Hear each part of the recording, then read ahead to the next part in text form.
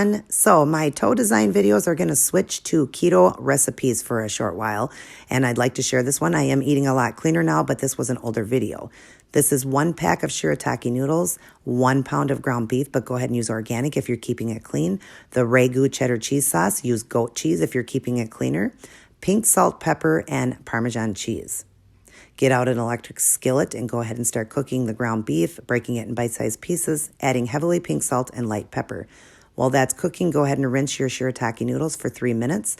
Then add it over your cooked ground beef that's been drained. Add 2 servings of the cheddar cheese sauce or goat's cheese, like I said, to keep it cleaner if you're eating cleaner. Mix it all up really well, cover and let simmer for 5 minutes. Now, I made this into 2 servings. You can make it into 4. I added the Parmesan cheese. I am doing OMAD, and my plate right there is only 4 net carbs. It was 8 net carbs for the entire dish. Quick, fast, easy, and delicious.